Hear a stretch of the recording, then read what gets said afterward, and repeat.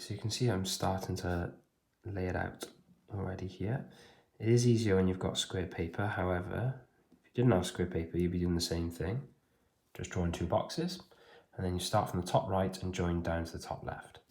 Okay, it's really important that you do that. Take your time. The layout is crucial before you start.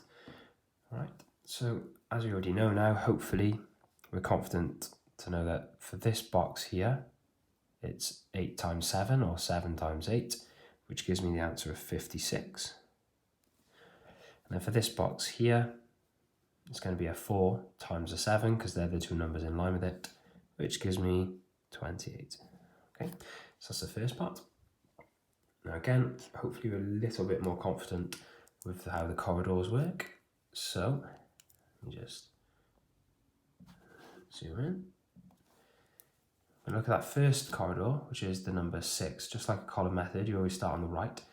So there's nothing to add that 6 to in the corridor. So it's going to move down there. Okay. We're then going to look at our next corridor along, which is this one. Again, if it makes it easier, just hide it. Got 5 add 8. Now then, what you're going to notice is 5 add 8 gives me a number greater than 10. Gives me a 2-digit number. 5 add 8 is 13. So as per your column method, you would put a 3 there and then carry the 1. All right.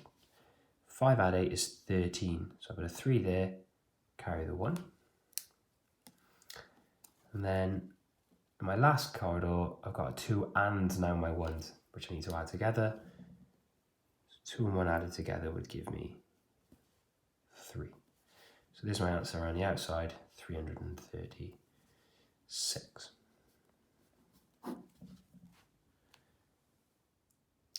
Okay, so again, you can see I've just started to lay it out. It's really important that I know I need a box to go in line with my 7 and my 6. And I also need a box to go in line with my 8 and my 6. Then once I've done that, we join it up diagonally. Always join up from the top right down to the bottom left of each square. So take your time, and then we're going to start to multiply out. So for this box here, it's 7 times 6, which gives me an answer of 42. For this box here, it's 8 times 6, gives me the answer of 48. And then it's back to my corridors. So we always, like in a column method, add up from the right. So my first number in my diagonal column method will be the number 2. There's nothing to add to that 2, so the 2 just simply moves down there.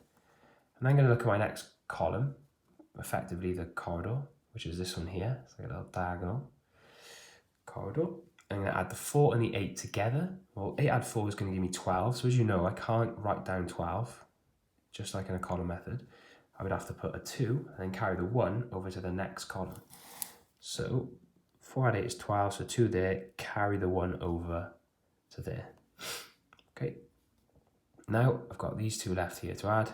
So I'm going to add the 4 and the 1 together, because that is my last column I haven't added. 4 add 1 together gives me 5. So there's my answer, 520.